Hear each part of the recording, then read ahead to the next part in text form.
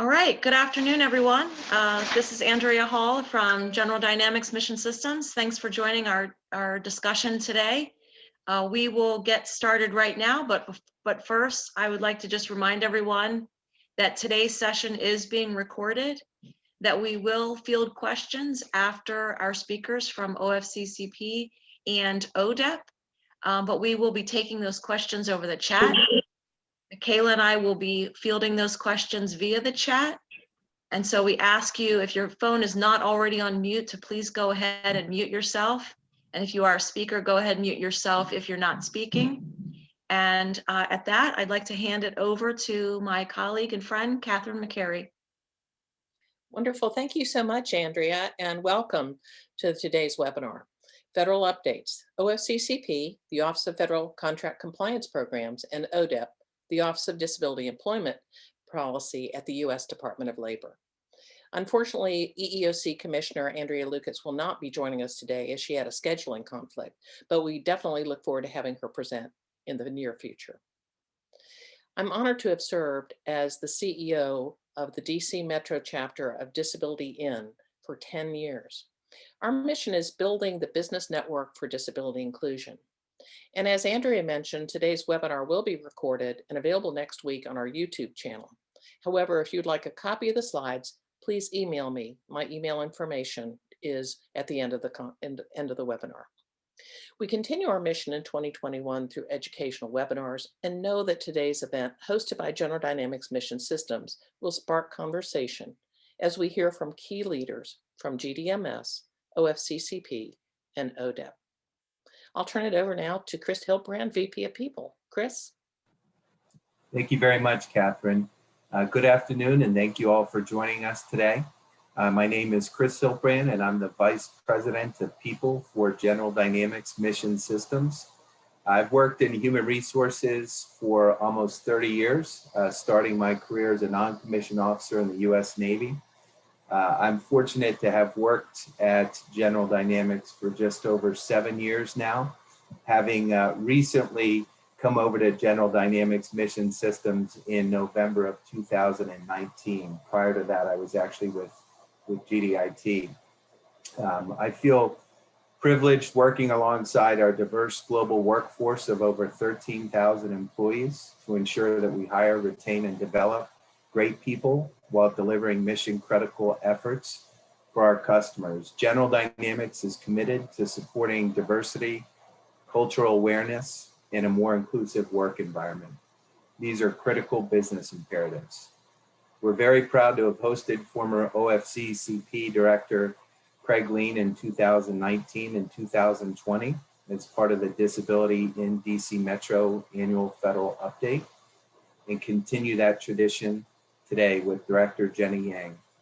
Our team really values the relationship and close partnership with both OFCCP and ODEP, and we're privileged to host them each year to share this critical information out to our industry colleagues and partners.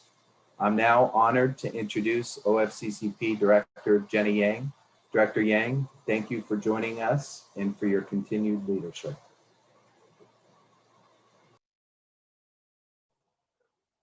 Thank you so much for inviting me here today. I'm really thrilled to be here with Disability In for this federal program update.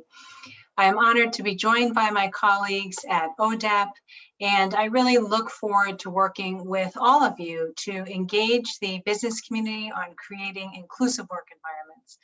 We know that is critical to removing barriers to employment faced by workers with disabilities. And I look forward to learning more about some of the promising initiatives underway. I started at OFCCP just 2 months ago on Inauguration Day, and I am energized by the potential OFCCP has to expand access to good jobs for people with disabilities. We are very happy to welcome our Secretary, former Mayor Marty Walsh, who was sworn in Tuesday. I look forward to working with him to advance equal opportunity for workers with disabilities throughout the country. As many of you know, OFCCP has powerful authority requiring those who do business with the federal government, contractors, and subcontractors to take affirmative action and prohibit discrimination in employment approximately 25,000 covered federal contractors employ at least 20% of the American workforce. I have dedicated my career to increasing employment opportunities for underrepresented workers, and I am deeply committed to enhancing the effectiveness of our enforcement, outreach, and compliance assistance under Section 503 of the Rehabilitation Act to meaningfully expand opportunity for people with disabilities. I started out my career as a paralegal in the Disability Rights section of the Department of Justice Civil Rights Division back in 1993, about 3 years after the ADA went into effect. And I worked on the first case to go to litigation that DOJ brought to enforce the ADA against the CPA test review company that refused to hire sign language interpreters for students who were deaf. Today, more than 30 years after the passage of the ADA and 48 years after the passage of the Rehabilitation Act, we have made some important strides. We've developed the law and promoted public policies that have shifted societal expectations for people with disabilities. Today, young people with disabilities, the ADA generation, have increased access to education, employment, and full participation in American society. Yet we all know we still have so much more work to do to ensure people with disabilities have equal opportunity in all facets of their lives, including employment. We are facing unprecedented challenges as a result of the pandemic and an economic recession, which are disproportionately impacting people with disabilities and people of color. Millions of workers are struggling. We have lost 9.5 million jobs since February 2020. Many businesses have downsized, shuttered, or are struggling to survive. But as our economy slowly recovers, including adding over 500,000 jobs over the past couple months, we still need more than 9 million jobs to catch up to where we were before the pandemic. And the economic downturn has disproportionately impacted the nearly 6 million workers with disabilities in this country. People with disabilities are overrepresented in lower wage, part-time, and entry-level jobs. They are also overrepresented in service jobs, including in industries like food services, retail, hospitality, nursing homes, and hotels, those industries that have been hardest hit by the economic downturn. A New York Times article from just yesterday highlighted that organizations throughout the country that serve workers with disabilities are reporting that significant numbers of their clients have lost jobs during the pandemic and remain unemployed. Workers with disabilities are also experiencing challenges with a lack of accommodations when using remote work technologies. Even before the pandemic, people with disabilities had significantly higher unemployment rates. In 2020, only about 18% of people with disabilities were employed, compared to nearly 62% of people without disabilities. Our economic recovery will depend heavily on how we support our most impacted workers, including workers with disabilities. As we focus on the next steps for our recovery, I believe we have an unprecedented opportunity to make real progress in ensuring for all workers that no communities are left behind. As the country builds back to a better economy, OFCCP's mission will be more important than ever to ensure that workers with disabilities are treated with equity and respect in all employment decisions. One thing we all know is that work changes lives. The goal of the Americans with Disabilities Act and Section 503 are for each of us to have the chance to do the kind of work that we want to do, free from unnecessary barriers. We know that to realize the promise of equal employment opportunity for people with disabilities, it will require action by all of us.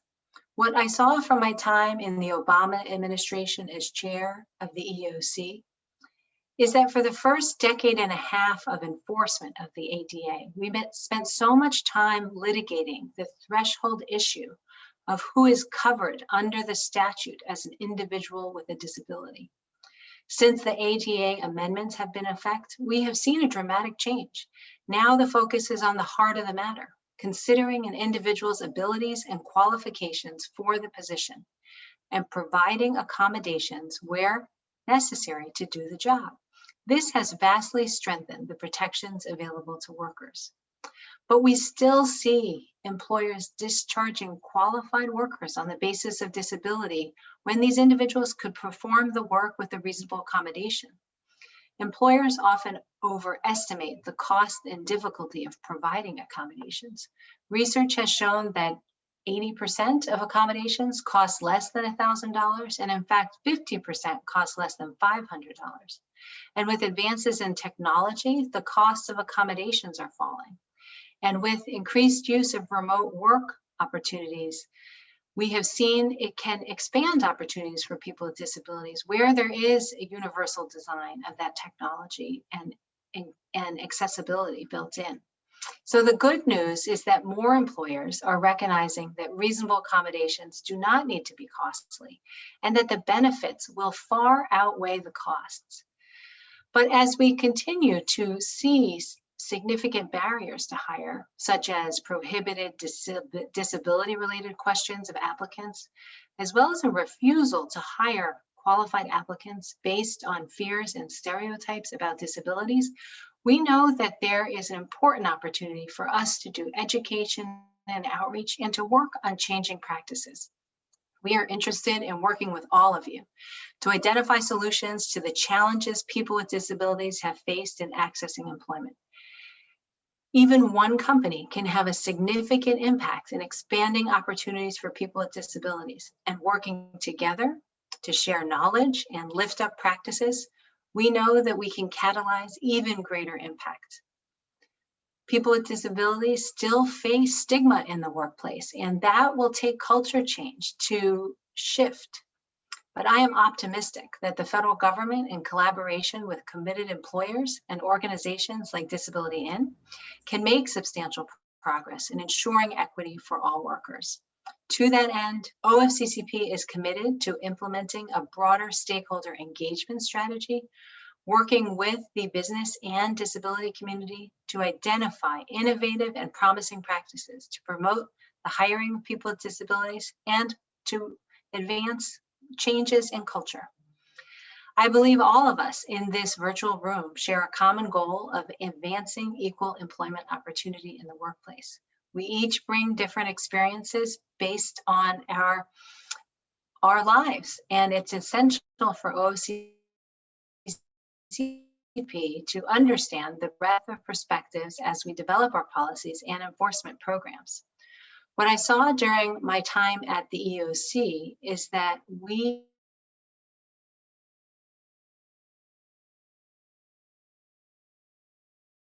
advance our opportunities across the workforce. And I wanted to share a bit about what OFCCP has been doing and what we have learned so far in our efforts.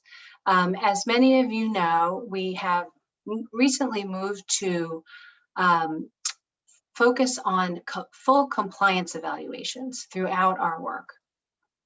And we have decided not to pursue the focus reviews that had earlier been scheduled.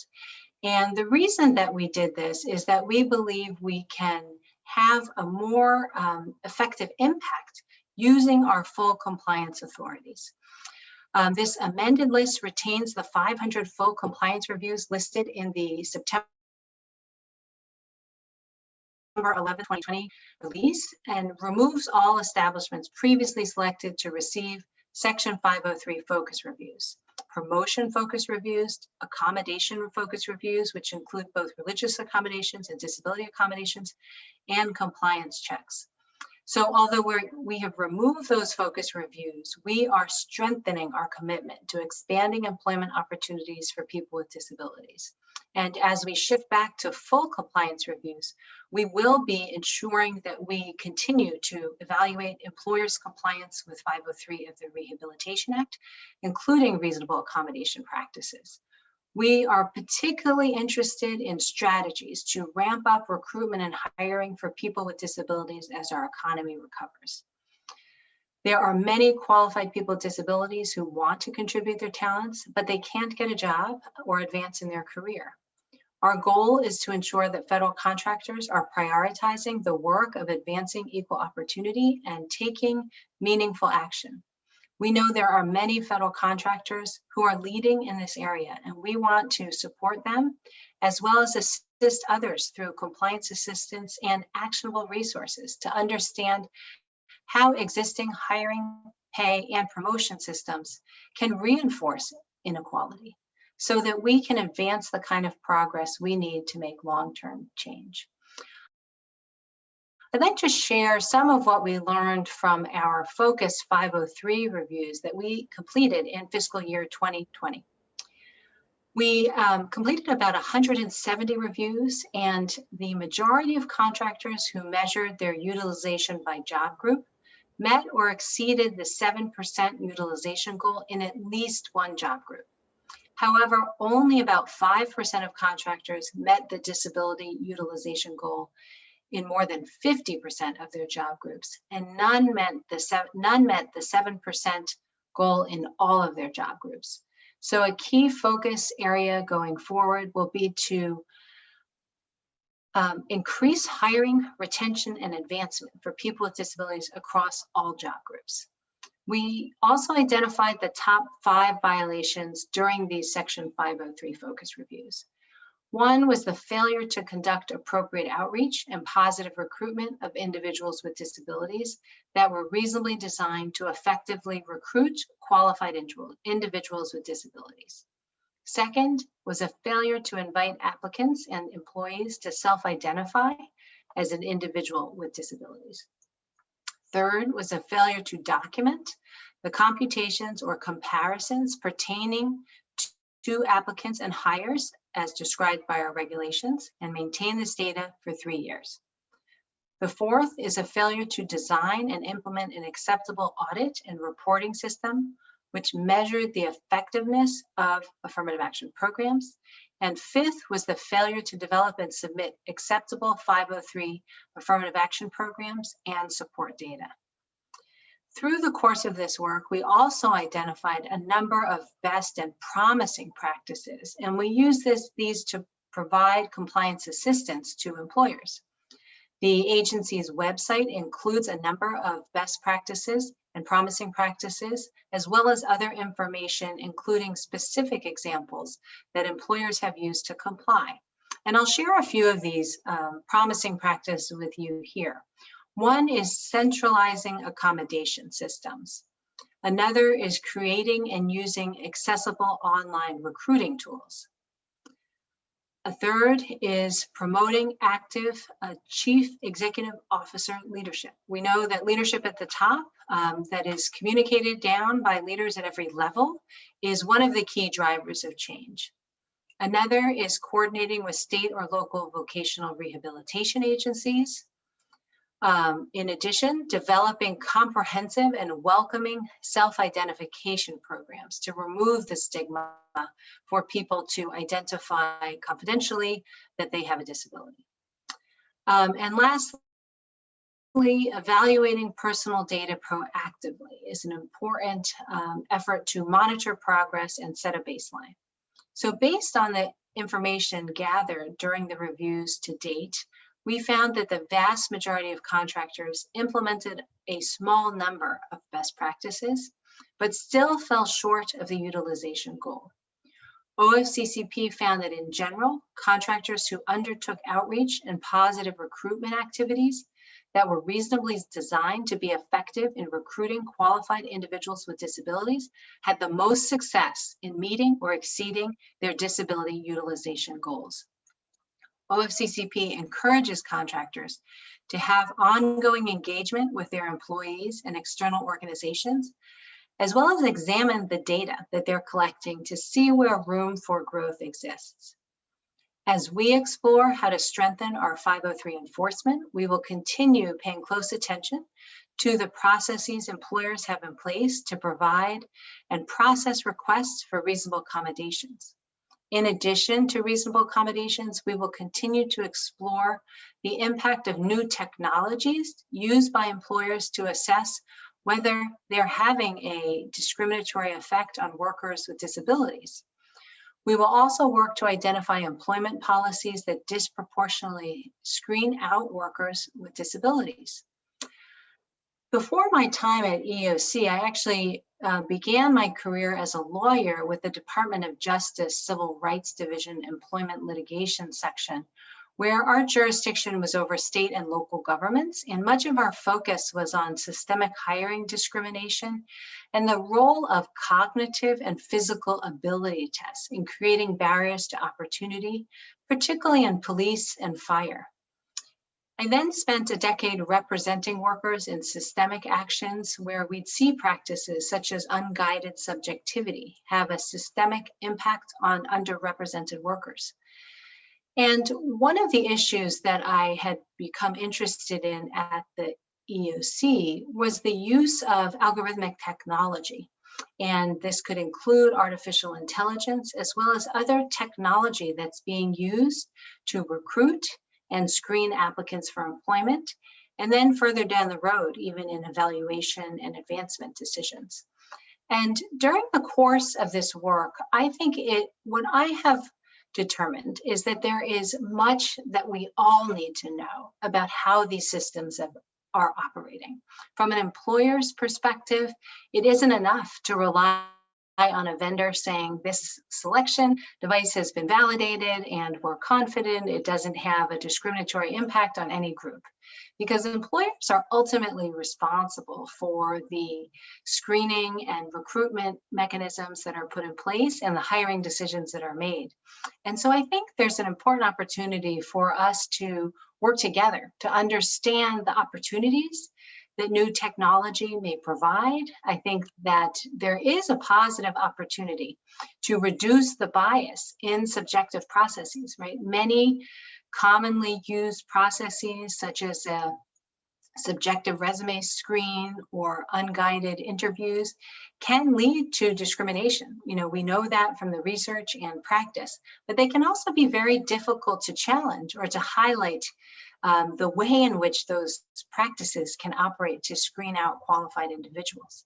So one of the advantages of technology is you can, if designed appropriately, you can design technology to really look at the criteria and qualifications that are necessary to perform the job successfully. But that requires work of ensuring that you have done that type of a job analysis and really understand what you're screening for. That's an important first step. And to also ensure that you know who the selection device is screening out. One of the concerns I've had in particular about some of the new hiring technology, some are video-based interviews that measure micro expressions, vocal intonation, and they don't actually typically notify people of how they're operating. People might actually think there's a human watching and listening to these interviews, and they may not realize that they need to request a reasonable accommodation. Right? If someone does not make eye contact in the way that your average person might, or a person who is deaf might have different speech patterns, this may not be read accurately by some of these technology systems, but there isn't a clear process for individuals to know how the systems work and to be able to request a reasonable accommodation. So I think there's a lot of work that we need to do to ensure some safeguards in the use of new technology. There also have been some concerns more recently about the way personality screens have been operating, particularly to exclude individuals with mental disabilities or a history of mental health issues. And I think those are important issues that we need to look at in a systemic way to ensure that people who could do the job are not being screened out by criteria that may be fairly distant from the actual job that they need to perform. With that, I'd be interested if there are people in this group who have been thinking about some of these issues with personality screens. I know when I was back at Justice, we were hopeful that they could provide a screening mechanism that would reduce disparate impact based on race and ethnicity. And I don't think at the time we appreciated the impact that some of these screens could have on people with disabilities. And I think that is becoming clear, and it's really important that we're taking a systematic look at that, because often there is really optimization, right, from the employer standpoint. As long as the employer is getting a sufficient pool of applicants who can do the job, there is not much analysis of who is being excluded, who could also perform that job equally well, if not better. And I think those are important questions. And as we continue to monitor some of the novel issues arising out of technology, we will also be looking at the issues coming out of the pandemic, because we can expect that more workers with disabilities will have challenges rejoining the workforce because of COVID, and will require accommodations. So we'll be working closely with the EEOC in identifying some of those issues and providing guidance where that can be helpful. And in closing, I just want to say that I am optimistic, despite all the challenges that we have, that we can make important progress. We have a president who is committed to growing economic opportunity for all Americans, including people with disabilities. We have businesses in this room and across the country that recognize that hiring, promoting, and retaining people with disabilities creates a competitive advantage. And we have a generation of people with disabilities who are even more qualified, educated, and empowered than ever before. OFCCP looks forward to continuing to build on these efforts to ensure that employers are succeeding in actively recruiting, hiring, and retaining workers with disabilities as our economy begins to reopen. I look forward to building a strong partnership with all stakeholders, including federal contractors, disability rights organizations, and workers. And I'm committed to keeping open lines of communication and working together to advance the quality of opportunity. And with that, I'm happy to take some questions.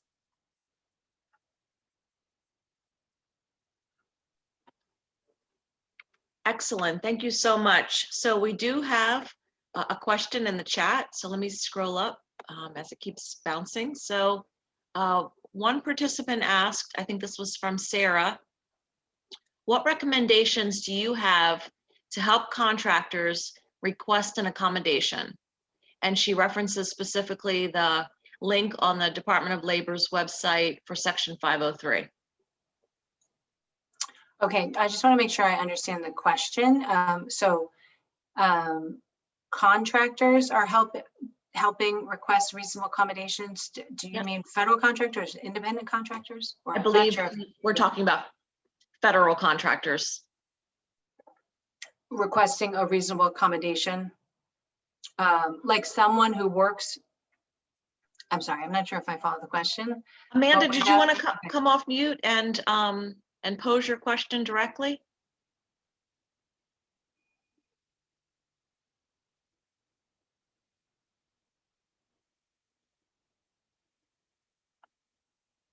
I've unmuted you.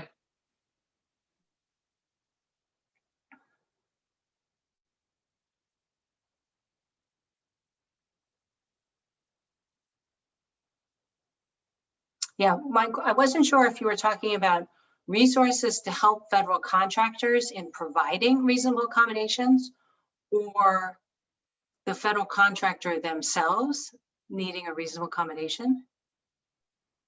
So we'll go back to Amanda for that question. Okay. So we have another question. Can you tell us more about 503 violations related to audits and reporting systems? So that is something we'd be happy to follow up on. I don't have the details on some of what was found during that past year before I arrived. But what I have been doing is really digging in, meeting with our field staff around the country and asking them about ways that we can identify some of the systemic problems like these and lift up solutions for contractors. So I'll certainly put that on our list and we can follow up with some further information. Great, thank you. And so from Julie, she asks, do you have a list of common issues that video interviews and other screening tools can be helpful to consider to not discriminate against individuals with disabilities? I think that's a very good question. You know, I did testify at a House Ed and Labor hearing about 2 years ago on sort of the future of work.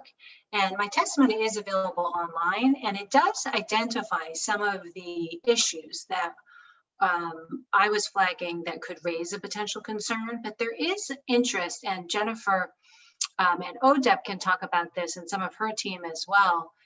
There's really interest across the department and the federal government in coming together and understanding the kinds of guidance that we can provide and how we can better understand how some of these systems are actually being used in the workplace. Because many of these systems, the video-based systems, for example, they're measuring micro expressions, and they're often comparing it to the current workforce, right? So they're seeing how closely your expressions match those of the incumbent workforce.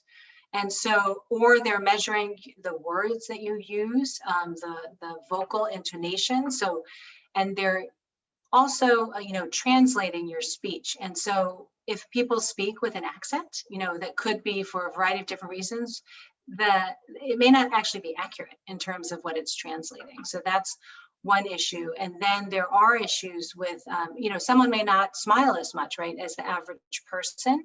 And that could be viewed as a negative if you're in a job where they've determined, customer service requires smiling.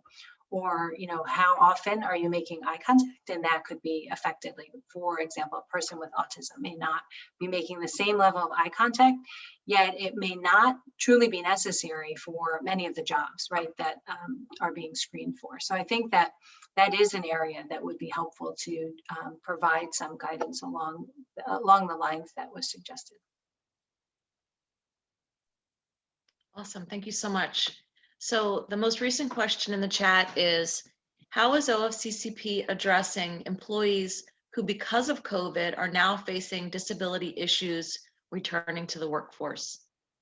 Well, those are important issues, and I do believe that Jennifer, she will be talking more about those in her remarks, but we've been coordinating across the government on those issues. The White House, the EEOC, is also very interested in providing additional guidance, as many employers are trying to understand the way the ADA intersects with vaccinations, with return to work. I think we will see a shift in remote work over a longer term. I think many employers have now seen remote work work effectively for many more jobs than they would have previously anticipated. And I think that can also provide an opening for more people with disabilities to successfully remote work for more time than may have been permitted in the past. Yeah, that would be really helpful. So Lee asks, an accommodation often has to be in tandem, or I'm assuming an accommodation request often has to be in tandem with the government. If the government is not willing to make an accommodation, how does this affect the contractor? Well, that is a good point, because I think it's important for the contractor and the government to be working closely on requests for reasonable accommodations. EEOC plays an important role in ensuring that the federal government is a model employer. And I do believe that within the government, there is considerable awareness as well as an increased success in hiring people with disabilities. So I think it's an important opportunity to try to ensure that, from an early place, that the contractor and the federal entity are in the same place, and to reach out for resources like in ODEP or OFCCP and EEOC if you're encountering challenges there, because EEOC does provide guidance for the federal government, and OFCCP is working closely. I think that's one of the benefits of having come from the EEOC, is that I know there's a lot of interest in coordinating amongst our agencies. As some of you know, there was a new memorandum of understanding signed in the past administration between EEOC and OFCCP and the Department of Justice. And we're looking forward to working even more closely with both of those agencies to ensure that the kind of guidance as well as consistency and coordination in our enforcement work is in place. Awesome, thank you. So Amanda asks, disclosure and retention once in the job can be a challenge for employees who acquire a disability or find they need a reasonable accommodation as their contract duties change. Do you have any recommendations for employees currently serving as federal contractors in the situation? From how they make disclosures? Yep. Mm-hmm. Yeah, I do. So again, I think it is important for organizations to create a culture that actually supports people coming forward. I know it can be very difficult to collect accurate data, and the more employers can message that this information is kept, confidential, it isn't shared with, managers and decision makers, but is really just used for data collection purposes to measure progress, and that the organization is really encouraging people to come forward and to sort of message it in different ways. I think that is really important because we know that the data right now, right, it's highly underreported, and that there still is significant stigma for people to come forward. So I think those remain challenges that we need, and we're looking for some of the best practices or promising innovative efforts that employers have undertaken to try to create that culture where it is no longer stigmatized, but actually encouraged to be able to come forward and report that information. Yeah, that'll be fantastic.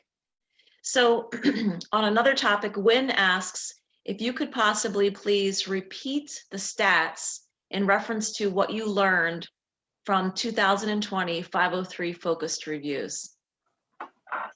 Sure. So we have a report that's online from 2020 that has all these statistics in it. I can highlight some of the key points, but there is a good public report that explains that from these focus reviews, that in the last fiscal year 2020, we completed 170 of those reviews, and the majority of contractors who measure utilization by job groups met or exceeded the 7% utilization goal in at least one of their job categories. However, only about 5% met the disability utilization goal in more than 50% of their job categories. So a small percentage met it in at least half. And none met that 7% goal in all of the job groups. So that is a particular area of focus, is ensuring greater representation, hiring of people with disabilities across all job groups. And I do highly recommend that public report on our website for more detail, because it summarizes a lot of what we found during those focus reviews. And as we move to the full compliance evaluations, we're interested in building on the knowledge that we gained from the focus reviews to use the full compliance review even more effectively. Because as part of the full compliance evaluation, we can actually request more data on issues like hiring where necessary, or issues concerning promotion, as well as termination. That's great information. And Catherine wanted me to share with everyone that the link to read the entire report is posted in the DC Metro Disability Ends March newsletter. So if you're a recipient of that newsletter, you'll find the link to that report. Great, thank you, Catherine. And so the next question comes from Susan, and I share this question with her as well. What are good resources for addressing unconscious bias as it pertains to disability that you recommend? Well, one of the efforts that we're undertaking, many of you may be aware of the prior administration's executive order on diversity training. It was Executive Order 13950 that raised concerns about stereotyping that may be in current diversity training. And President Biden, on his first day in office, revoked that executive order. OFCCP is charged with ensuring that order is fully rescinded in all our actions. So we also have on our website a list of the things that we've done, including stopping all investigations related to that. One of the efforts that we're undertaking now is exploring the promising practices in the use of diversity training, including addressing unconscious and implicit bias for all groups.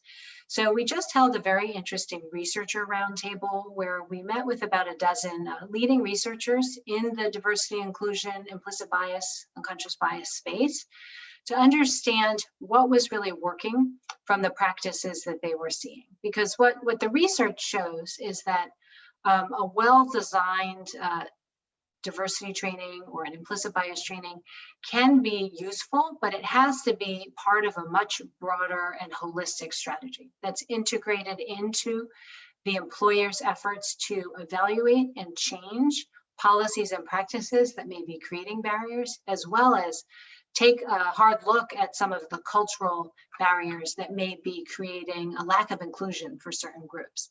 So within that, some of the principles that we had identified as promising practices more generally, I think remain true, but they include really having that message and leadership from the top about a commitment to creating an inclusive workplace. I think it's important for organizations to understand that it's critical to include people with disabilities in broader conversations around diversity, equity, and inclusion, and to appreciate the many ways where people may not feel comfortable bringing their whole self to work and may feel stigmatized talking about disabilities.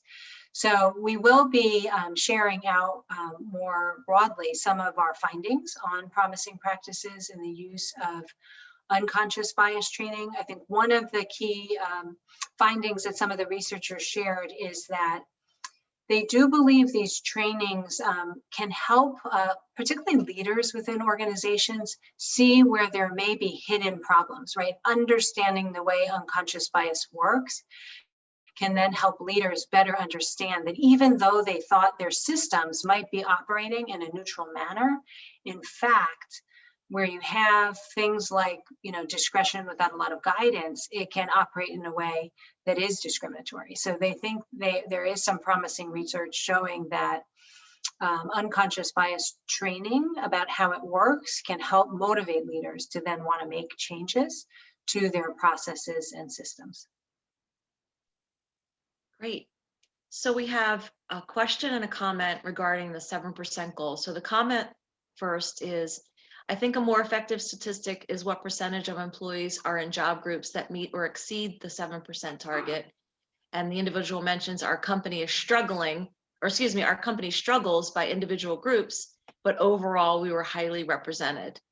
And then a question on that same topic is, did any of the companies have a 7% at the senior level of their job categories? So I'm not sure if that information is in the report, but we can certainly go back and check. I don't know offhand the details about whether companies had that representation at senior level jobs.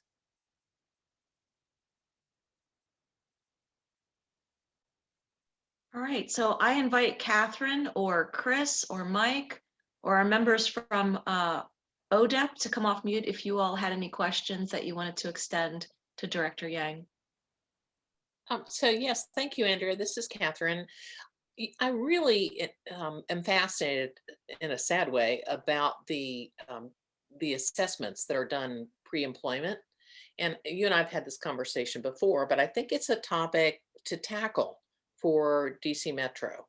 And I just want you to know that we are absolutely willing to have that topic discussion to find out who's doing what and what implications there are. And I just invite you to help us as we go through that process. Terrific. Yeah, I very much look forward to collaborating. That's Catherine. And we did have one other mention in the chat from Dale, who serves on our disability ERG, Daisy, who mentioned the same thing. He was offering asking if you had any recommendations for how we can participate. He said he was glad to hear that you were interested in hearing from stakeholders, including disabled employees of contractors, as he's a chair of our ERG and he would be happy to assist. So a similar. Terrific, yeah. We will reach out and we will be engaging with stakeholders, and we do want to hear a lot of different perspectives on what are some of those, practices we can be really lifting up that have worked for employers, and we'll make sure to reach out and you can share that with your networks as well. But thank you for that offer. We would be glad to take you up on it. So another question that came into the chat, and I'll tell you, we're doing some research in the same space, so I'll be curious to hear your input.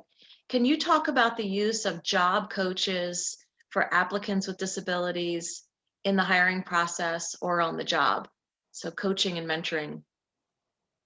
Yeah, that's an area I would also be very interested in learning from you all, to see what you see as effective practices, because I think to the extent that we can lift up some of the training or coaching, mentoring efforts that you see working, I think that would be very welcome.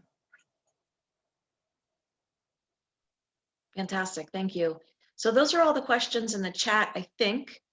Did we have any questions from our colleagues at OFCCP or our friends here at GDMS? No questions. That was great. Thank you, Director Yang. Well, thank you for having me. It's great to be here with you all, and I hope you have a terrific rest of your meeting. Thank you very much. It was such an honor to have you. Thank you, Jenny. We look forward Thanks to so working. much. Great to see you all. Bye-bye. Bye. All right. So I think we have Mike McDermott up next. I think, Michaela, can you flip the slide? Fantastic. Mike, the floor is yours. Well, thank you. How's the sound? Can everybody hear me okay? You sound great. All right. Well, look, thank you very much and good afternoon, everyone. My name is Mike McDermott, and I am the Vice President of Marketing at GD Mission Systems. And in that current role, I'm responsible for marketing, internal and external communications, government relations, and public affairs. And I'm very honored to be at this forum today. I'm an engineer by background in education, so don't hold that against me, please. And I have had the good fortune of working in global defense and aerospace for over 30 years, and have had the good fortune as well of working for General Dynamics for over 19, well, it's my 19th year now. So I am thankful for that. But I'm also proud to serve as the executive sponsor for one of our newest employee resource groups called DAISY. And you heard a question from my colleague Dale Short, who is one of the co-chairs of that group. And we're very excited about it. DAISY stands for Disability, Advocacy, Information, and Supporters Employee Group. This fast-growing volunteer work employee group has adopted the mission to connect, champion, leverage, and celebrate the disabled community in the General Dynamics Mission Systems workplace. And we are very excited about this group and its future, as well as how it can help us become a better company for all employees. Thank you, Dale, and many others from our employee resource group who have joined the event today. But more into the point, I am honored today to introduce the leadership of the Office of Disability Employment Policy within the United States Department of Labor, who will be speaking in the next part of our agenda. Jennifer Sheehy, who is the Deputy Assistant Secretary leading the Office of Disability Employment Policy. Renee Tajuddin, who is the Policy Director, Policy Communication and Outreach for ODEP, and Lou Orsleen, the Director of the Employer and Workforce Policy Team. Jennifer, Renee, and Lou, thank you all for each that you do in your important leadership roles within ODEP and the Department of Labor. And without further ado, over to you, Jennifer, to kick off our discussions from ODEP. Thank you, Mike. I really appreciate the introduction, and it was so wonderful to hear from my new colleague, Director Jenny Yang. I think you all can see that she has incredible expertise in this area and will be able to really contribute to the goals that you have around disability, employment, and advancement and inclusion. But selfishly, I'm really excited that she's going to help us too. So I think we'll be doing a lot of interaction with your group, and certainly Catherine McCary is a dear friend and colleague, and I see lots of familiar names and faces on this call today. So I just want to thank you for your ongoing partnership, and remind you or thank you because your input for us, that when you tell us what your best practices or your challenges or your ideas are, you no doubt will see them reflected in the work that we do after we interact in a forum like this, because we really depend on you and the honest employer voice to provide good information so that we can be relevant, timely, helpful in a way that meets your workforce needs. I mean, that's a key part of our work. Next slide, please. So Mike talked about who we are, and I want to thank Renee Tajideen and Lou Orsling, who are incredible experts themselves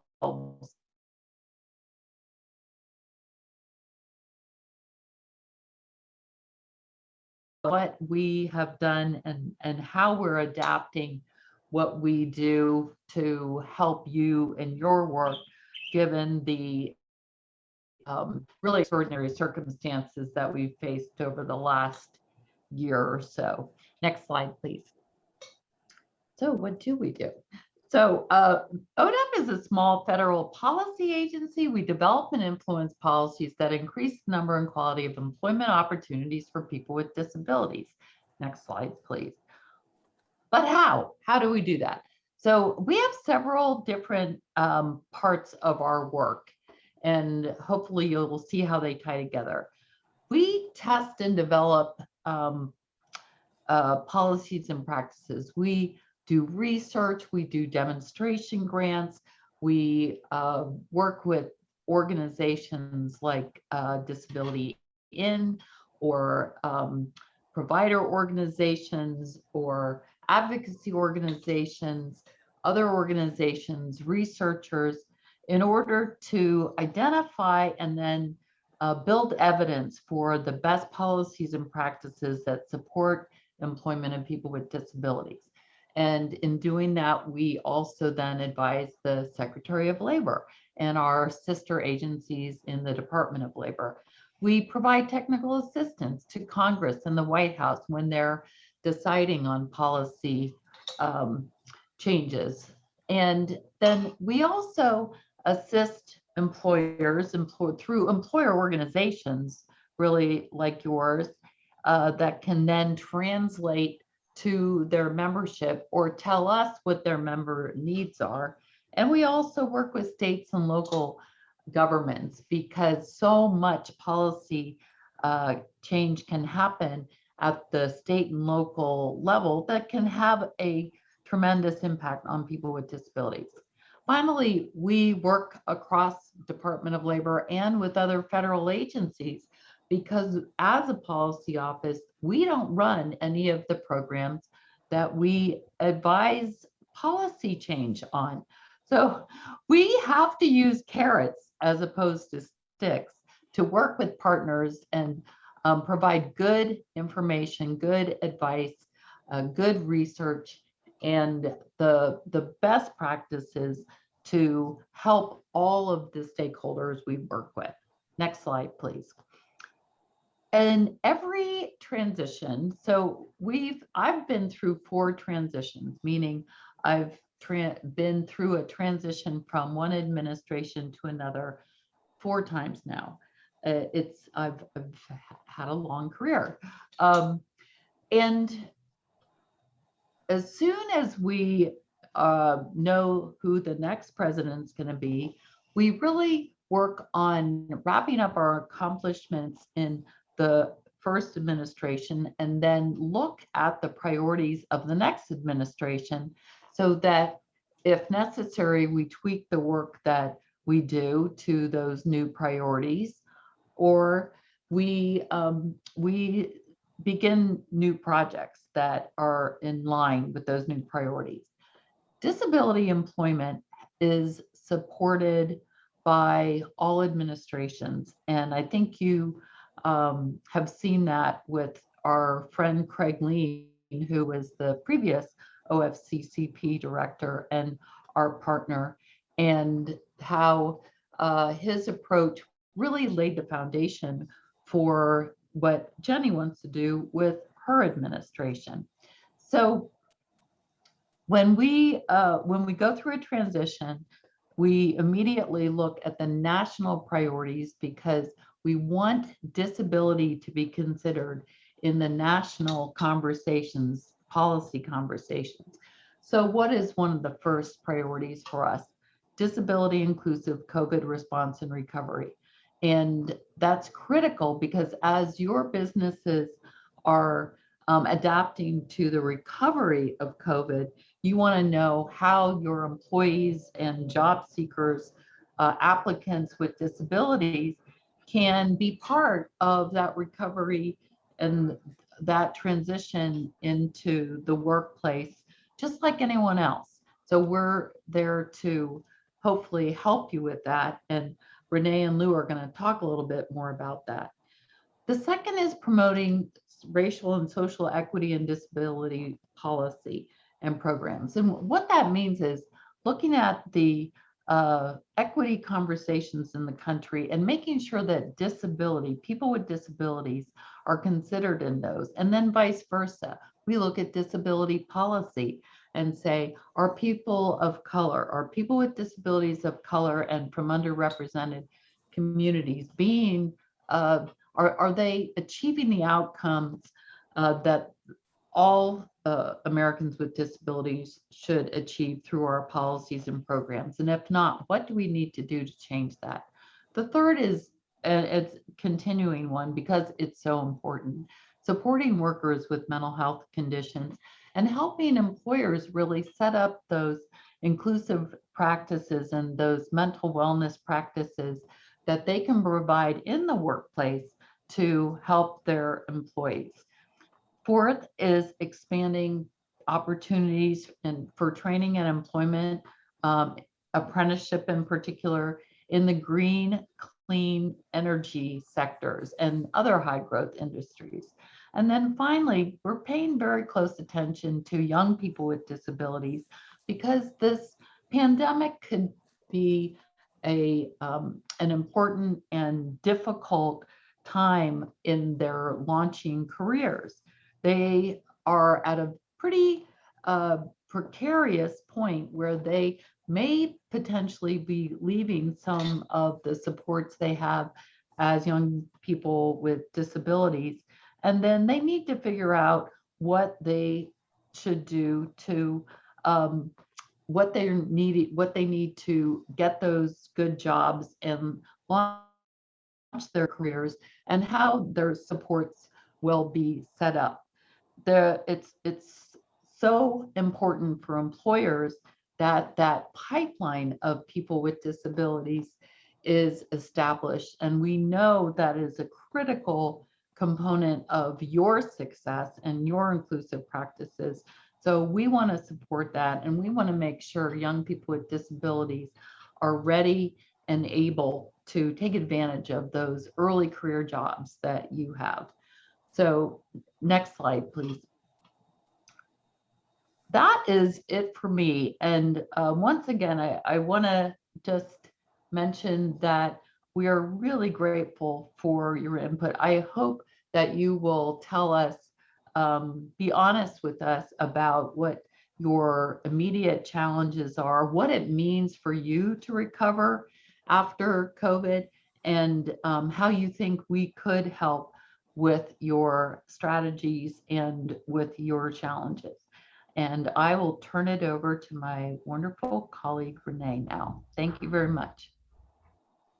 Hi, everyone, and thanks again for having us join you today. And you might have seen on the agenda that there'd be questions after each of us, but I think we'll just go ahead and move through our portion of what we want to share with you, and then the three of us can take your questions afterwards. So as Jennifer mentioned on the last slide, we are focusing very much right now on the response and recovery of long-term COVID, or you've heard people be referred to as COVID long haulers. And so that's believed at this point to be about 10 to 30 people who have had COVID and have it longer than a normal recovery from a flu or an illness of this sort. So still early in the research out there.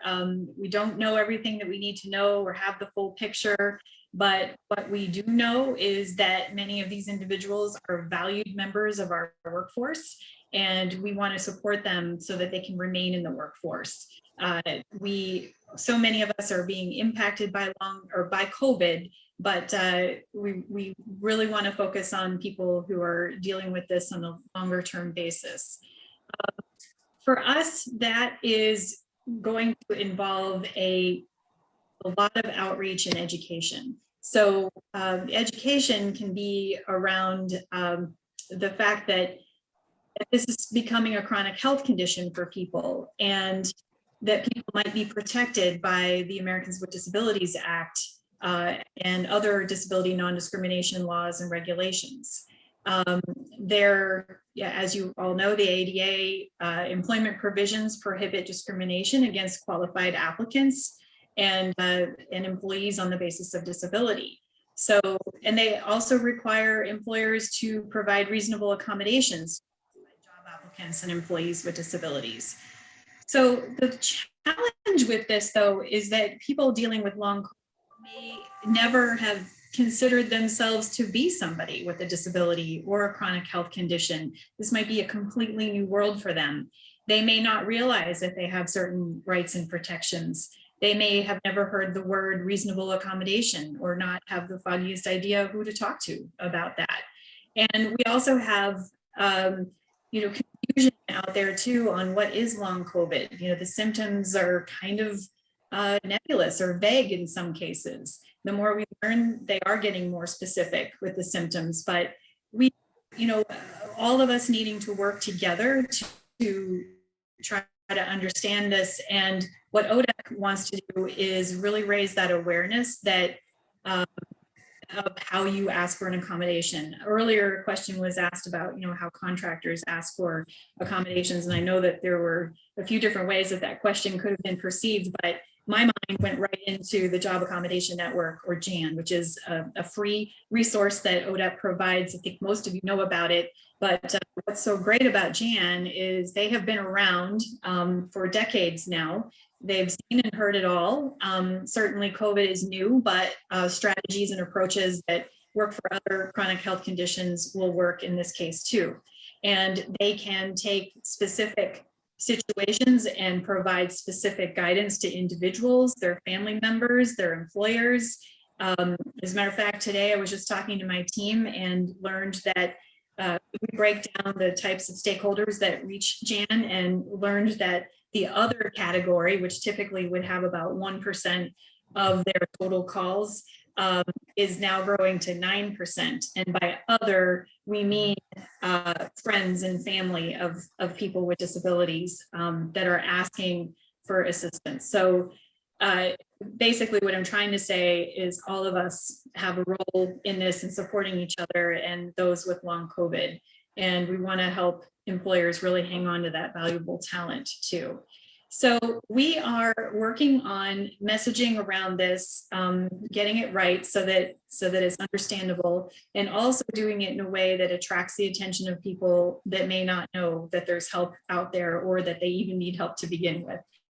And then we're pursuing outreach products and channels to get the word out widely on this. And so please stay tuned for that, and we'll certainly welcome your help in sharing these messages among your partner organizations and your organization's internal members of that.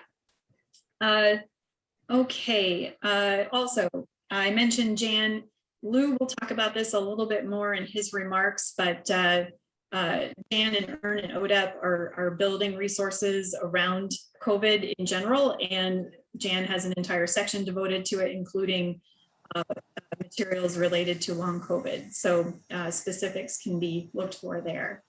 All right, next slide. Thank you. So shifting gears a little bit, a topic area that's been really important to ODEP even before the pandemic, but now more so because of the pandemic, is mental health. And we've certainly heard from you and other employers that this is a topic you care about a lot too. There's increased awareness of mental health conditions. There's increased willingness of people to talk about it, but employers want to know how to respond to this in their workplaces. They want to know how to set up workplaces that are supportive of people with mental health conditions. I think many of you know about a mental health toolkit that EARN created for this, and the Campaign for Disability Employment, which is an element of ODEP that produces public service announcements that are directed toward the general public. We are producing a new public service announcement geared toward mental health in the workplace. So this has been one of the most researched public service announcements that we have done yet. We know that this topic means a lot of things to a lot of people, and there is a fair amount of messaging about mental health out there, but not so much about mental health in the workplace. So we're trying to understand what gaps there are that we need to fill with our messaging and what will be helpful to employers and employees on this topic. So we are engaging with mental health experts and employers on that right now. We've had sit-down talks with the Center for Workplace Mental Health, which is part of the American Psychiatric Association Foundation, the National Alliance on Mental Illness, Mental Health America, the Employee Assistance Professionals Association, and SAMHSA, which is the Substance Abuse and Mental Health Services Administration of the federal government. So we're asking them about their organization's work, the key industry trends, the barriers to success, and messages that they would like to see on airwaves related to workplace mental health. So we have developed script options for this. We've narrowed down to 2, and we just recently completed professional focus groups on those, something very exciting to see in action. Been with employees and employers to get their sense of what our purpose was with the PSA, whether we were effective with it, whether some words are working or not working. So I share all of that with you because I want you to know that when this PSA comes out, that it was born from all of this research and feedback, and we're really hoping that that means it'll be useful for you. We do produce these ultimately to capture the attention of television station managers. We usually have a radio version too. So we want to get airtime out there, but we know that that this is also helpful for the workplace. And because of that, we produce discussion guides and posters, and we also post deeper dive interviews with the cast members. Typically the people in our PSAs are real people. And so we can get their personal story there. And the discussion guides are set up so that you can have conversations in your workplace and hit the topics that are important for your work environment. So, and then just because I know we've got a lot of new people on this call or this webinar, I just point you to the whatcanyoudocampaign.org website, and that is the CDE's website to see our other PSAs. And our PSAs are policy driven. ODEP is usually focused in on particular policy areas, and so that's what will inspire our PSAs. Our first one was called I Can, and it was about the overall value of disability employment. The next one's called Because, and it addresses the value of mentoring for really all of us, but especially for people with disabilities. The third one was called Who I Am, and it addressed the policy area of self-ID. So how we can be just recognizing that disability may be just one part of who I am, many other life titles that we have. And then our most recent one is called Working Works, and it supported important work that we're doing around return to work and the importance of hanging on to talent of people who may develop illness or injury. So, so stay tuned, and we will definitely give you guys a demonstration of that if you're interested, and as we often do. Okay, next slide. Okay, well, probably should have been the first bullet, as I'm realizing now. I'm very happy to say that that this is our 20th anniversary of ODEP. So we've been around for 20 years, yay. So yeah, so I'll talk about that first. So we can't believe it's been 20 years, and it's really an important time to celebrate, but also to reflect about the change that we've been able to bring on. You know, we have a tagline called ODEP is driving change and creating opportunity. And we believe that disability employment advances need a linchpin in the mix to pull entities together to talk about the wide variety of issues that promote the employment of people with disabilities. And ODEP has been very proud to play that role and gather research and feedback and fill gaps and create resources, etc. So one way that we're recognizing the anniversary is through a monthly blog series. So we've already had the blogs come out for January, February, and March, and they are focused on particular areas of impact. So in January, we talked about disability employment statistics, that there have been major advances there because of work that we've been able to do. Accessible technology and its impact on full inclusion and also the future of work. And then March's topic was on inclusive state and local policies. We work very closely with state governments and local governments too, to try to promulgate the policy development as much as possible. We are planning to kick off another blog series with former leaders of ODEP.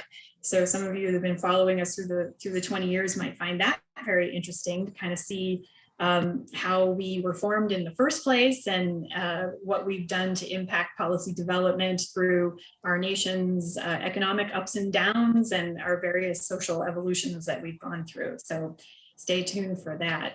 And then as we move on through the year, as you all know, October is our big month of the year, National Disability Employment Awareness Month. And so we will likely recognize the anniversary then. And I will say that at this time of the year, we are developing the theme for NDEAM, and we don't take that job lightly. We know that the theme and NDEAM itself is very important to you all as you do your internal and external messaging. We want a theme that helps you. We do a poster every year that the theme shows up on, and we have online materials to help you to recognize the month. So what we've been doing is meeting with various employer groups to get their feedback on what topic areas are important for the theme.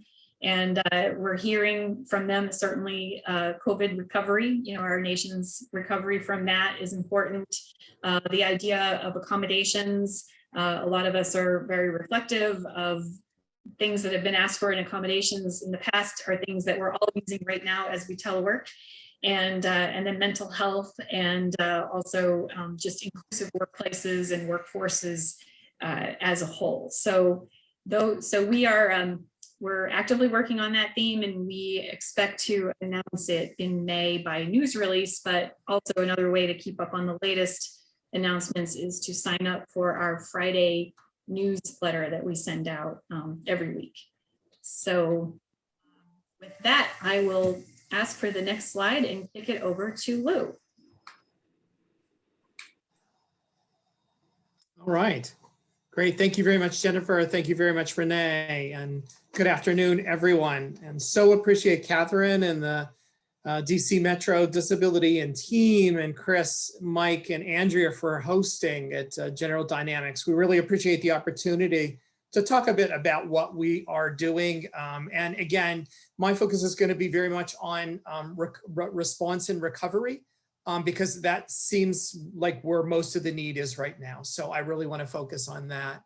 Hey, I would also ask if it's possible to get a copy of the chat. There were a number of, I thought, great ideas that were proposed for some gaps in information, and we very well at ODEP are certainly willing to fill those gaps. So if we could get a copy, that would be wonderful. So just to tell you all a little bit about what we have been doing. So really during the COVID-19 response, and now as we move forward in the recovery, ODEP teams really continue to develop tools and resources to ensure the health and safety of people with disabilities, and really all people in the workplace. So today, again, I'm going to primarily speak to these resources. And in coming months, these resources will really take on a heightened focus in regard to people with disabilities from underrepresented groups to ensure racial and social equity. We've been doing a lot in-house on this issue, and hopefully soon you will see some of the results of that externally in the public. So we want to make sure that we are really looking and focusing deeply to ensure that everything that we do to addresses the social equity issue, which I think was just the issues were just so exposed really by this pandemic. So how's ODEP meeting the challenge to support the many companies and federal agencies participating in today's session? So in the next few slides, what I'm going to do is review many of these resources offered by our 3 employer-facing technical assistance centers, that of EARN, Jan, and Pete, that we've sort of spoken of already. But let's first of all, let's start looking at the several resources, the COVID-related resources of the Employer Assistance and Resource Network on Disability found at askearn.org. As we know, the COVID-19 pandemic brought unprecedented change and challenges to the American workplace for employers and for employees alike, and in particular, right, people with disabilities. We hear that, we read that, and in more particular, people with disabilities from underrepresented groups.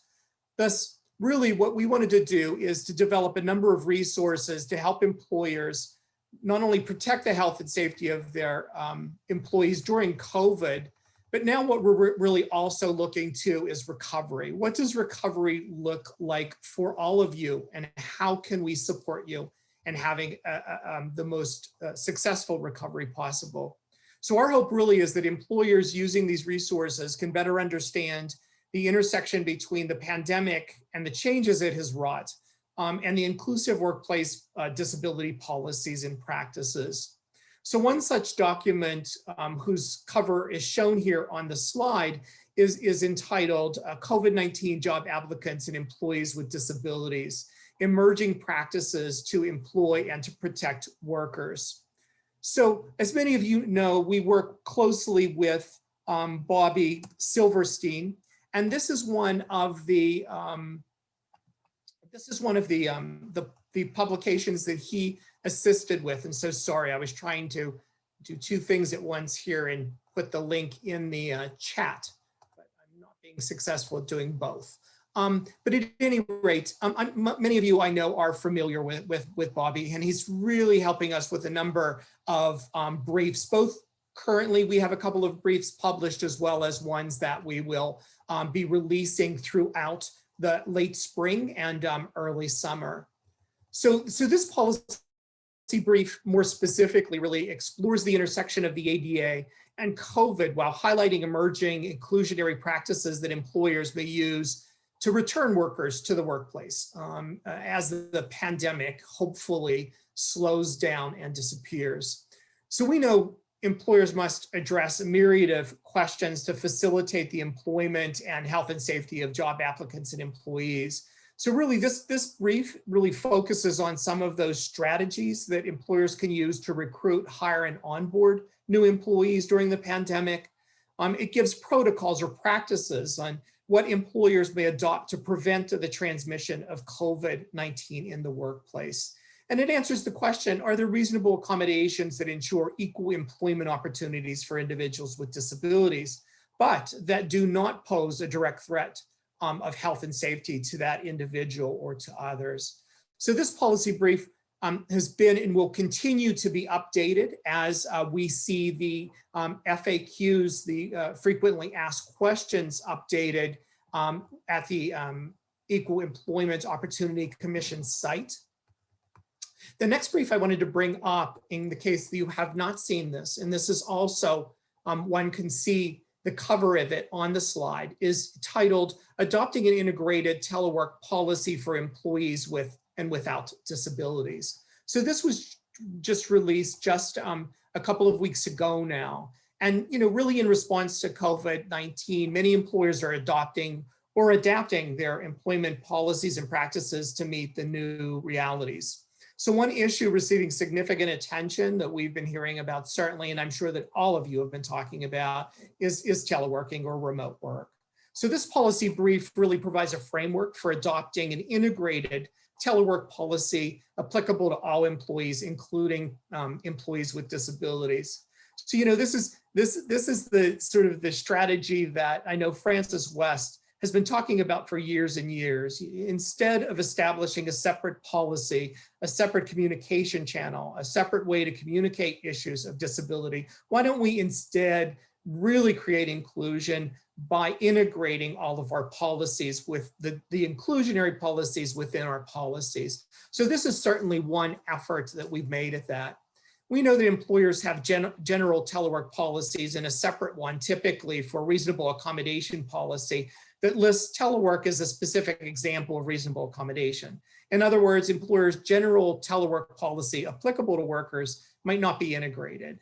So this sometimes creates confusion, sometimes creates efficiencies and questions. So this policy brief really clarifies the interrelationship between the general telework policy and disability-specific telework policies.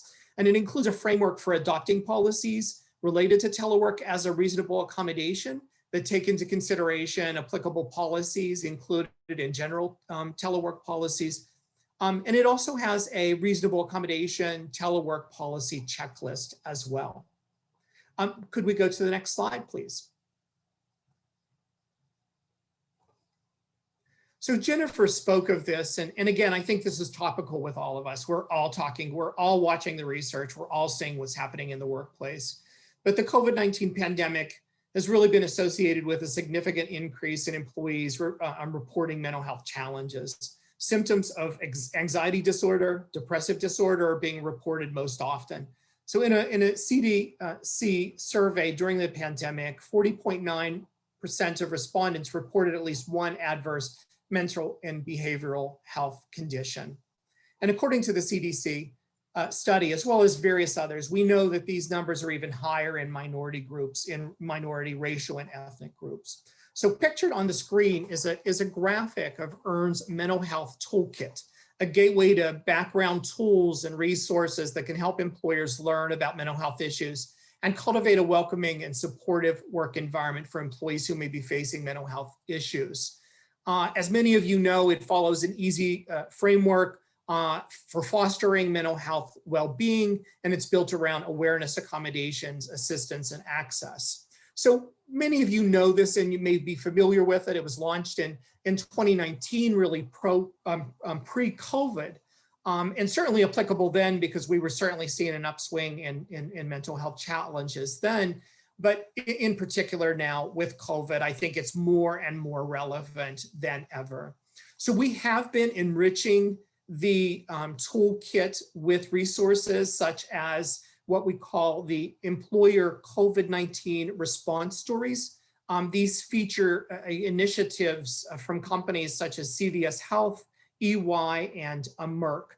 So I would encourage you to look at some of these success stories and see how these companies really orchestrated and strategized in regard to COVID, again, to provide services and supports to their employees who are experiencing mental health challenges. We'll also later in the year be developing a few short recovery success story videos These videos will feature strategies used by companies to keep their employees safe. And what we want to really do with these is many of our other success stories are sort of what we call a white collar. We want to instead really focus on those essential industries we know most impacted now, and that employ people from marginalized communities. So we're working on those videos, and those will be launched during the summer as well. And as a reminder, we recently partnered with Merck and the National Industry Liaison Group to produce a webinar focused on mental health well-being. And we highlighted the Merck COVID initiative. This is going to be, this just happened a week or so ago, and it'll be archived online at askern.org next week. So just so that you can be watching for that. And of course, we'll post it and send it out through our social media. So if you tweet and you do Facebook and LinkedIn, we'll make sure that we get you that archive of that webinar. Can we go to the next slide, please? So as I said, all of the teams of ODEP have been working right on this COVID issue. But the three in particular that I'm focusing on really are the employer facing. And so we know that the other, really powerful TA center of ODEP is the Job Accommodation Network. And, I would really implore you to look at all that they've developed. They've developed numerous practical guidances, documents for ensuring inclusion during COVID. There's a number of blogs. On the screen, we see a couple of these resources. And first, we see COVID-19 long haulers and the ADA, accommodating employees with COVID-19 related symptoms. And this is with GN Principal Consultant Linda Batiste. And she really addresses how people experiencing long COVID might be covered by the ADA and how to frame that and look at that. So that's available on the JAN site. Another publication you might be interested in is entitled Accommodating Employees with COVID-19 Related Symptoms. This publication contains a list of the most recognized limitations experienced by people with long COVID, along with ideas on workplace accommodations that can work to overcome these limitations. So you might want to look at those a bit in case these are some of the issues that you're dealing with in your workplace. And of course, I know we have a savvy group here. I recognize so many of the names, so I don't think you probably need reminding, but for the newbies here, I just want to remind people that JAN does continue to provide those ever so crucial one-on-one consultations to assist in resolving some of the more complex challenges faced by employers and employees. And certainly they have been talking to their customers a lot about COVID. So I would encourage you to use JAN if you have those difficult questions and you're trying to work through them. Could we go to slide 4, please? So again, as we move to recovery, Pete has developed a number of informational documents that can be of value to employees as we remain in remote work mode, as many of us still are, or if we move to more of a hybrid workplace that I hear so much from corporations. So these include information about digital accessible communications, how to create accessible content, how to ensure meetings and presentations are accessible since we're doing so much more virtually, and staff training and policies that are inclusive of people with disabilities to ensure that people with disabilities are advancing and not being held back by accessibility issues as they try to develop in their careers. And then of course, there's resources for employees with disabilities too, to understand the accessible issues that exist in the workplace. And then also resources for recruiting and hiring professionals.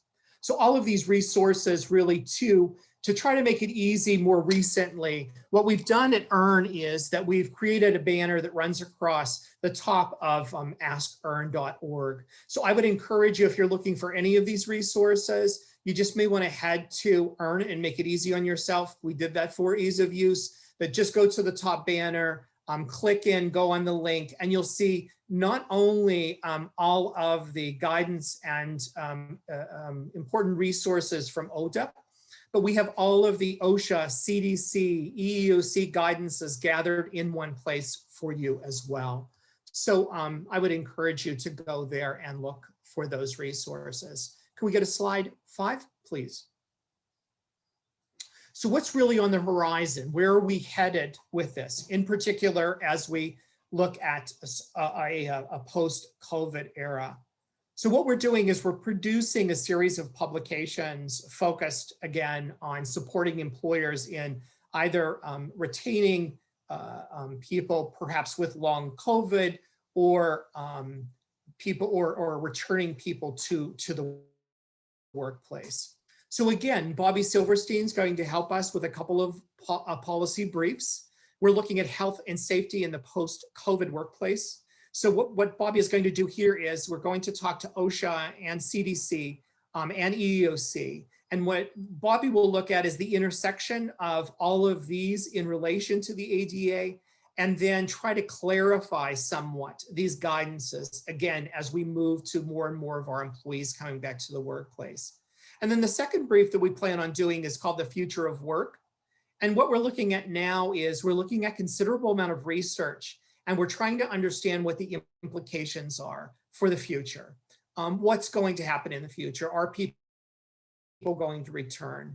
You know, I think I was just a couple of days ago, I was reading that Ford, that 30,000 of their employees, they've decided already that are just going to remain on a remote work permanently. So, you know, what are those permanent changes? What are the implications for people with disabilities? And what are the gaps then? And that we all need to explore, employers, you know, as our stakeholders, ODEP, and our subject matter experts. So those are the two policy briefs that Bobby will be helping with. We also want to do a digital accessibility series. Again, we've been hearing a lot about the crossover of reasonable accommodation and accessibility. And, you know, in the federal workplace, of course, looking at Section 508. And it seems really what, in adapting to this future of work, right? We need to start looking at what does inclusive virtual hiring and recruiting really look like? And what are perhaps the opportunities there, right? There may be some opportunities now. It may be easier for us to do this. Although, like we've heard from Jenny too, there are also some challenges, and we're looking at those challenges. We have formed a work group, and we are working on artificial intelligence and looking at the challenges. So we're certainly not ignoring those. What's performance management? How does one manage, you know, their employees virtually? How does one ensure that there's training and development for individuals, particularly individuals with disabilities, in a virtual environment? Again, looking at those opportunities, and we want to, of course, promote all of those best practices and promising practices out there. But also we want to work with you to understand the barriers so we can create the resources necessary and hear the practices from other enterprises so that we can overcome those barriers. We also are going to develop a couple of policy briefs, and one on mental health and well-being in post-COVID. You know, we'll be looking at the implications of the, you know, people with anxiety disorder, depression, you know, and the increases. And again, what are the implications for future workplaces? And what is working? You know, what is, you know, is it the Are You Okay model that many companies have adapted from Australia? You know, is it sort of the tweaking that's happened at EY or Merck or other companies? We need to look at see what is working and make sure that we can push those success stories out widely and broadly. So also supporting employees with long COVID. As both Jennifer and Renee mentioned, you know, this is definitely on our radar. We are looking at the research. We are looking at the implications, because this too is an implication for the future of work. How many workers are affected? So we'll be looking at that, and we'll be producing a policy brief on that. We plan on having most of these out by in the next 2 quarters, just so that you have some idea. And also in the works right now, and I hope I'm not premature in promoting it, but we have had OSHA and just today CDC agree. So we're looking to do a webinar with the OSHA, CDC, EEOC, and a company representative. And we really want to look at these issues of, what is the best advice for recovery and return to work. So please make sure that you watch all of our communication channels, including our social media, and we'll be pushing out that webinar. Could we go to the next slide, please? So with that, really, again, I think I could speak for Jennifer and Renee, since I'm the last speaker, one of those privileges. And so I just want to thank you very much for the opportunity to speak with all of you today. And again, grateful to General Dynamics. So we can move to questions. And also, I think that Jennifer made the point, Renee made the point, we are very open and want to engage as much as possible. So if you have any suggestions, as I suggested, I'm very interested in the chat because there are a few suggestions. But if you have suggestions of gaps that you're finding at your enterprise that you believe that we can fill, please do let us know. And we will certainly work the hardest to fill that gap. So again, thanks very much. And if we're ready, we can go to the questions and suggestions. Fantastic. That was awesome, Lou. Jennifer, Renee, thank you all so much for sharing the updates for Office of Disability Employment Policy. We do have a number of questions and comments in the chat. So I'm going to start with mentioning how honored we are to have former Director of OFCCP, Craig Lean, joining us today. And he's in the chat and he's just giving some kudos. Every company and local government should use JAN. I've always been surprised that every company doesn't use it. It's rare that a federal government agency will provide such direct, specific, and helpful information that can be relied on. It is one of the most useful government resources out there. And he goes further to ask a question. And so from Craig and Alex, so wonderful to hear from OFCCP and ODEP today. I have a question for my friends and former colleagues at ODEP. In light of Equal Pay Day yesterday, could ODEP comment more on the substantial pay gap for individuals with disabilities and what can be done by government and contractors to address it? I can start and then hope my colleagues will pipe in. They always do. And I do want to thank Craig very much. We really enjoyed working with you, as I said.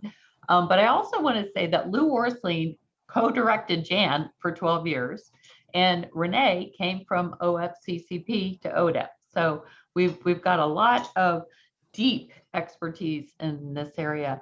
One of the things, and we've really been thinking about this, especially in the context of the race and social equity work that we're doing, because that pay equity is a component of non-discrimination. And certainly looking at that information, collecting the data on that information is important. And then once you have it, thinking about ways to help develop employees that maybe haven't had the same access for various reasons to different skill development opportunities, and to ensure that they are, you're really recruiting some of your employees into those opportunities, that you're providing mentorship, that you're evaluating your pay structure to ensure that your policies or practices aren't creating those inequities. That would be the first one, the thing that you're doing, and making sure that everybody who has similar positions is also, and responsibilities, is getting paid the same for it, if all other factors equal. Lou or Renee, any others? Sure. I mean, I'll just add things that we talk about a lot in terms of establishing inclusive workplaces to begin with. Everything from your virtual front door of your website. Do people with disabilities, when they come to your website, do they see themselves in your company? Can they imagine themselves working there? Do they see people in leadership that have disabilities? I saw a comment earlier from Susan Mazrui that asked, about the 7% goal for leadership. So, representation matters in that regard. And we might talk about this more, but EARN has the Inclusion at Work framework that it addresses every step of the employment life cycle and what our workplaces can do to be more supportive and inviting of people with disabilities, and also that somebody might reveal that they have a disability in the first place. And then when they reveal they have a disability, we get the information about them, which contributes to the improved data that Jennifer mentioned. So, everything is connected. And I, especially as our youth and this new generation expects more of their environment and their future workplaces, and they have the terminology to speak toward that, we all need to be ready to best serve there. And I think this group very much is. And so how do we share what we know with more and more people so that more and more people are ready?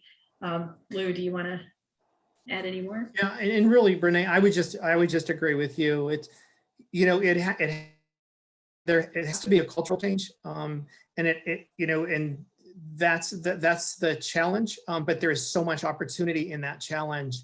That's changing attitudes throughout the organization.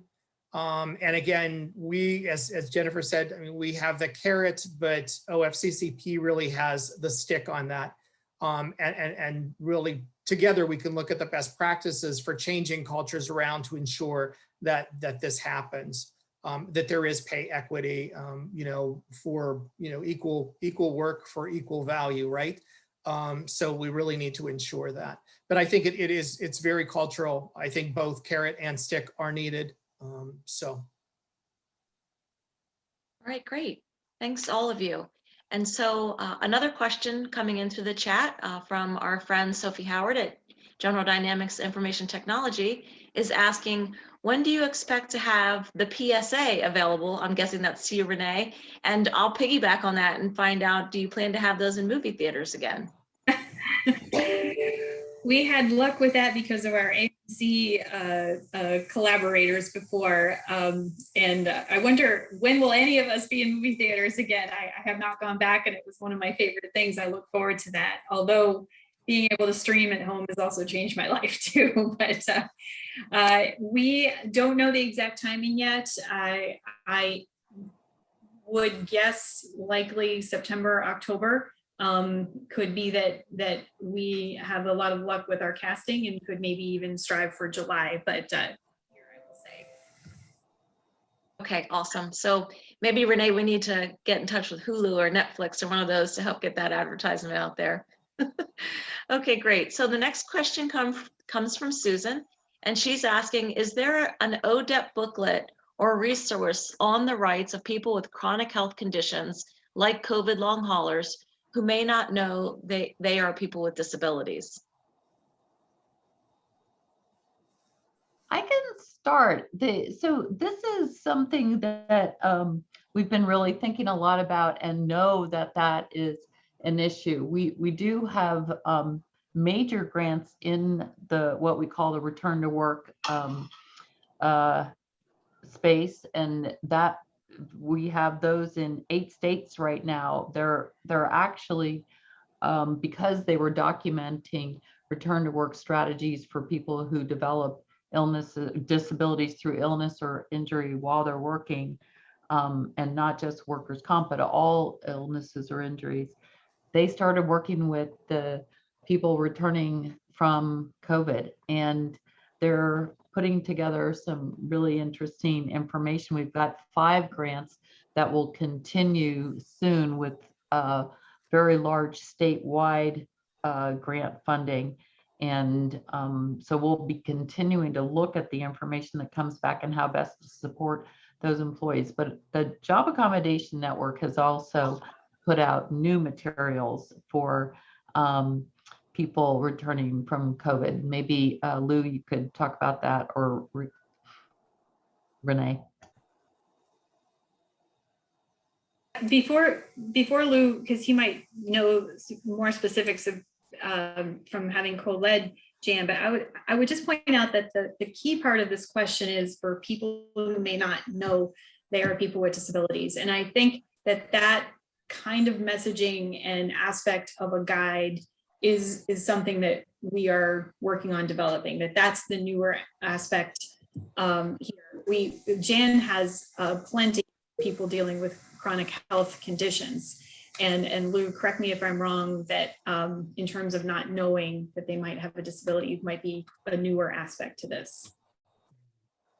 Yeah, and you know, and I think that I think you're absolutely right, Renee, and I think that that's what Jan has really been effective. If you look at the one document that I was talking to in terms of managing the reasonable accommodation requests for people with COVID-19,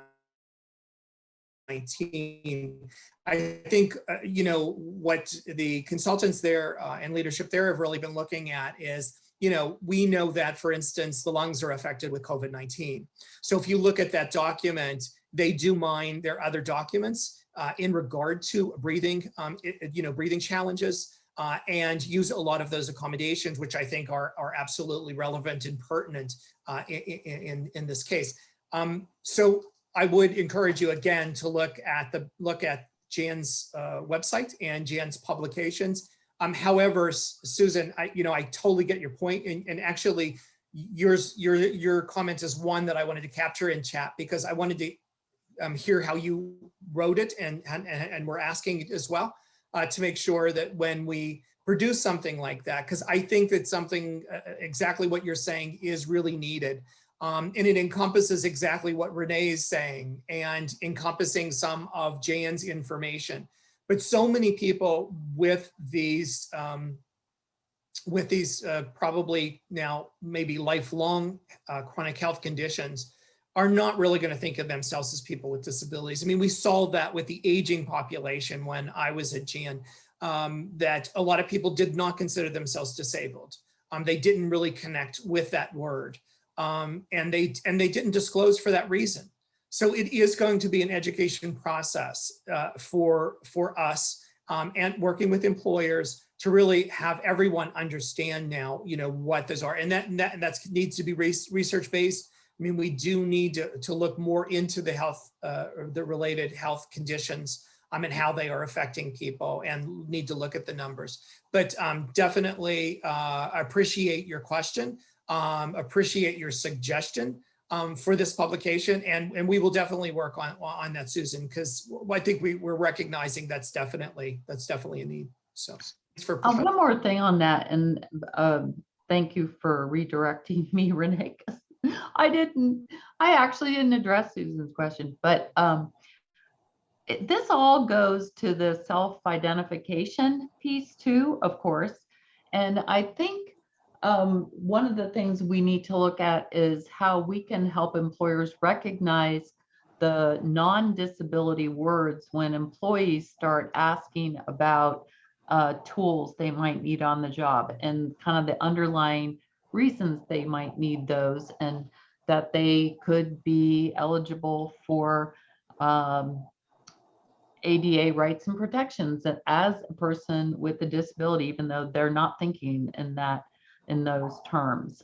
People who have mental health conditions often don't identify as having a disability either, even though they can be protected as well. So I think how we help employers and hiring managers, and how we can craft the self-identification campaigns to give a broad definition of disability and give examples might be useful also. Thank you for the suggestion and question. If I could just add to you know, I really think that the Jan workplace accommodation toolkit would be really helpful, because that's where the education comes in, right? We need to have our recruiters, and we need to have our hiring managers and our managers and our supervisors really listen well to people. Whenever they bring up issues or challenges that they're having at work, they really need to listen to people, and then they need to know at least, you know, you don't want them negotiating the accommodation, right? That's typically not what one wants because they simply haven't the resources and the background on it. But you do want them to recognize when it is some sort of request for accommodation, even if people aren't asking directly and using the word accommodation. But if I'm not able to come to work for a few days, and you know my supervisor raises that question with me, you know, the supervisor should just be asking, you know, how can I support you? You know, I've noticed this is happening, this is chronic. How can I support you? And just give that person the opportunity just to express what's happening. And then you'll hear more about whether it is disability or health related. So I do think it's it's still, we've always said this, it continues to be, it will continue to be an education process for our recruiters, for our hiring managers, for our supervisors, those frontline people. We need to resource them. And again, if we can't give them the authority to negotiate the reasonable accommodation process, we need to at least give them the resources so that they can recognize. I mean, that's where risk opens up. That's also where you lose a valued employee because somebody didn't know to go a little bit deeper with that conversation. So I just want to encourage that as well.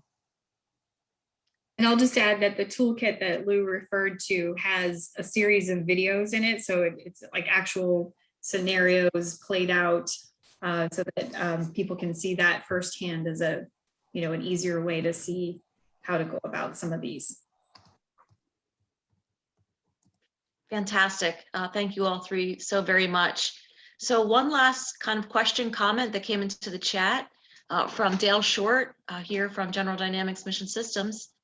He has an additional suggestion for resources that may be needed. He says, there is not a lot of good guidance, fact sheet, information on mental health or seeking mental health treatment for employees who hold federal security clearances as part of their job and for whom such activity is mandatorily reportable as a factor in holding their clearance. Did you all have any thoughts on that you could share? I think that is a challenge. I saw that, Dale, that you put in the chat earlier, and I'm glad you did, because I think it's an area that we still have to work with even feds on.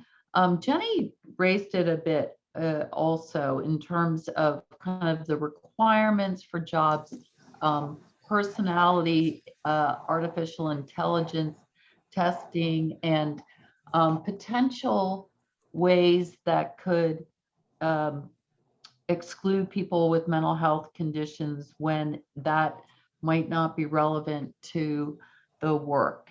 So we're looking into this. I think we still do need some resources.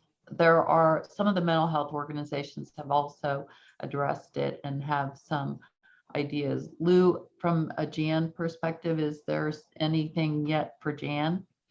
You know what, there isn't, but I'm going to say this. I think we're up for the challenge. I know I had heard just a few months ago how successful the National Security Agency was in recruiting people. And many people were saying, oh, you know, in non-secure positions, oh, this can't be done because of security. Oftentimes that's sort of, you know, people start talking about that right away, about security. So you know, I think through our team, and we're hiring a new workforce recruitment program recruit, an intern for the summer. I think that would be a great project for Valencia when we bring her on. So we're up for the challenge, and we'll be back with you on that. We'll talk to NSA and see how they're doing it. If they can do it, I think other groups and other agencies certainly can. So let's find out what they're. The age-old answer: give it to the intern. But Yes, the WRP Well, she intern. can definitely explore us from the start. And I think that's a great opportunity for somebody who's young to kind of dig in with our guidance too. So, and encourage people to be looking out there for your WRP interns for the summer as we are. So. Excellent. And Andrea, I just wanted to let this wonderful group know I have to jump off. Our secretary put a meeting on my calendar, new secretary, for 4 o'clock today. So I look forward to sharing some of our work and work with you, with him. Great. But I just want to really thank you guys again for including us. And it's always great to connect with this group. And we look forward to future meetings where we can learn from your other members and guests. Thanks so much. Thank you so much, Jennifer, for being with us today. Thanks, Catherine. I'm stuck on mute. Can you hear me? We can, yes. Oh, okay. It's still showing as muted. Okay, so I think that since we're coming up on the hour and Jennifer has an important meeting to run off to, Catherine, I'm going to turn it over to you for closing remarks. Thanks, ODEP. You guys were phenomenal, as usual. Yes. And thank you so much, Andrea and everyone at GDMS. I just want to say that your work, Andrea and Chris and Mike, has been phenomenal. And it's very important that we hear from employers like GDMS, and General Dynamics just totally does it. Like, they get it. I also want to thank our presenters, Jenny and Jennifer and Lou and Renee, and to our attendees. We had 147 people sign up for this, and I'm excited because it's very critical that we talk about this dialogue around inclusion, specifically around what COVID-19 has been doing.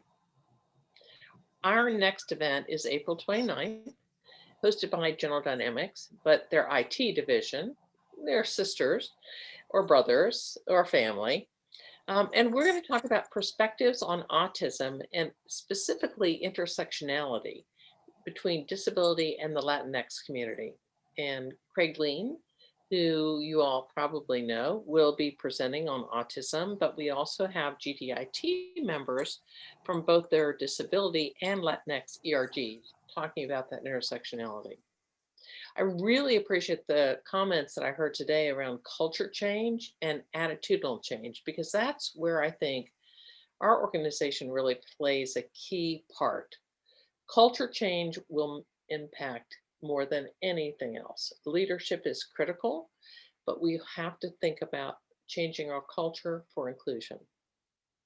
And self-ID continues to be an issue. So we'll be doing something around that for sure. Later in April, we're going to be doing an event on entrepreneurship through the Viscardi Center for what they are calling founders of people with disabilities. So I hope you'll join us for that as well. Please join us by going to our website, signing up on our newsletter, and then you'll be able to see not only our events, but great events that are going on throughout the country around disability inclusion. So thank you again, Andrea, and your team, and all the work that you do to support our organization. Thank you, everybody. Have a great day. All right.